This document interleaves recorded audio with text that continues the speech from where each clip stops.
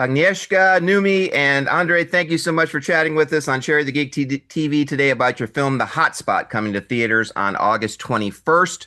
Agnieszka, it's a hard film to describe, right? It's a sci-fi thriller, but it's also a murder mystery. It's about AI, but it's also about the loss of identity. The film asks a lot of questions, and it doesn't necessarily give the answers. It's kind of up to the viewer to answer the questions for themselves. I'm curious, as the director, how do you describe the film to people? Kind of set it up, how you describe it, and what made you want to tell this story, and what was your inspiration behind it? As you watch Hotspot, don't use the logic which you are used to using. Rather, immerse the world, allow yourself to experience, and you can feel lost. But what is the most important, that you can confront your own anxieties and your own fears. That's how I would describe. Noomi, your character is a cyber witch who kind of rejects the cyber label and embraces the witch part of that identity. When you're working within this high-tech landscape, how did you and Agnieszka work together to build this personality and mindset of a character who uses technology like modern sorcery? And how did that alter and affect and develop your performance? I think we started from a very sort of primal, grounded place. Like Aga asked me if I could sing, and I said no. But my father was a flamenco singer, and I started singing flamenco for her, just like, from Yes. the deepest part of my soul. I've never done it before, and that says a lot. Like that was our journey. Like we were very much sort of like when we were finding the look of Rana, we were trying different costumes, and we wanted the costume to be to show her life. That's her home. That's her everything. Everything she owns, she's carrying on her. It's a protection against the sun, against the winds, against sand, against people.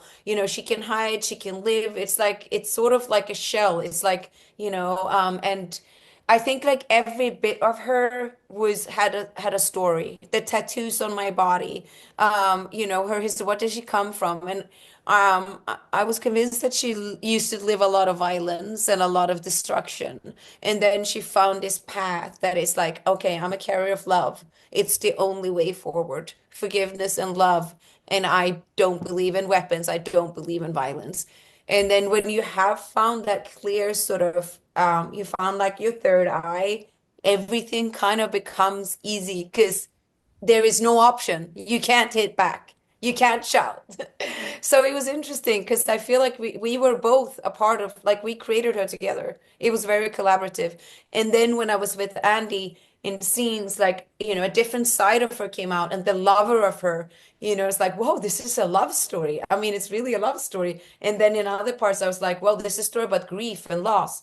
So it just kept showing different sides. It was very fascinating, this journey. Andre, let's talk about your character, Johnny. On the surface, he's a tough, grizzled detective. But when you dig a little deeper, he's kind of scared, right? He's got this duality. There's this image of himself that he believes is his real self, but then there's also the reality of who he really is. And as the film goes on, his very sense of self is being hacked and dismantled by a digital overlord. Talk about playing this character. As an actor, how do you hold on? How do you ground yourself so that you don't completely lose yourself in that psychological meltdown? And talk about creating this duality and the different aspects of Johnny. Więc postać Johniego jest oczywiście bardzo dualistyczna. Z jednej strony jest bardzo twardym detektywem, ale w sercu jest jednak bardzo delikatny i w trakcie filmu jakby wiemy, że to wszystko zaczyna w nim pękać i staje się ofiarą jakby tego AI Lorda, czy głowy w jakimś sensie. Czy możesz wytłumaczyć, w jaki sposób grałeś ten dualizm jego i w jaki sposób budowałeś postać i co było największym wyzwaniem? Myślę, że moją fizyczność jakby i takie tą groźną powierzchnię, groźną powłokę, trochę mój wygląd, czyli kostium i fryzura. The toughness and the of Johnny was really supported by my costume and my hairdo. That was on the outside. Na tej stronie osobowości nie musiałem się już za bardzo skupiać. So I didn't really have to focus on that too much. That was taking care of the looks. Natomiast mogłem się skupić na lękach mojego bohatera, które również mam wrażenie są lękami mojego pokolenia, ludzi w moim wieku. But I was able to focus, and I decided to focus on the fears of my character, of Johnny's, and I believe that they are the anxieties that also my generation feels. Moim zdaniem w patrzeniu na świat John stosuje tak zwany błąd poznawczy. I deeply believe that in looking at the world, the way he looks at the world, Johnny is experiencing what I call the error of knowing or discovering. Jeżeli coś dzieje się nie tak z nim i z jego światem, When something is off with his world, zrzuca to na to, że wiedźma zhakowała system. he blames it on, Cyber Witch that hacked the system. A tymczasem coś nie w porządku jest z nim i z nim, że on coś ukrywa. Whereas what's really happening is that something is off with him. Something is wrong with him deep inside, and he's hiding something that he doesn't want to admit. Oczywiście bardzo mi pomagały też efekty specjalne, to jak przemieniałem się w tygrysa. Of course, I was supported by visual effects, how I'm transformed into the tiger. Tego już nie musiałem grać, to załatwiło dla mnie CGI za mnie. The CGI did the job for me in that way. Yeah.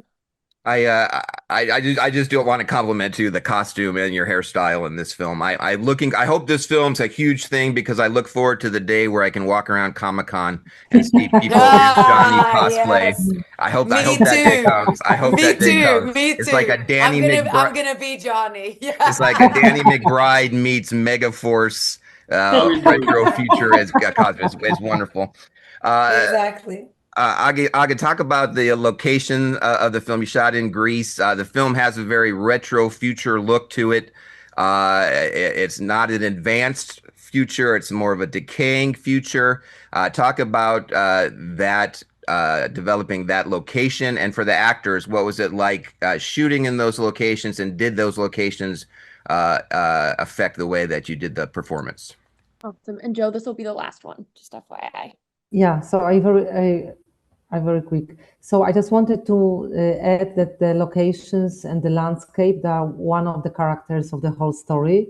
And I really wanted to shoot it in Greece, in this particular Ellinikon, when there was a refugee camp before, and also at this Teatro Petras, when there was an ancient Greek theater. And also I wanted to juxtapose, to contrast the final countdown with the burnt forest, with the landscape, which is totally deaf, because I think it gives us the feeling of this world, what it means that this world is built on the monuments of the capitalism, on the monuments of the world which we know, and the people try to live there, use all of these elements as a relicts.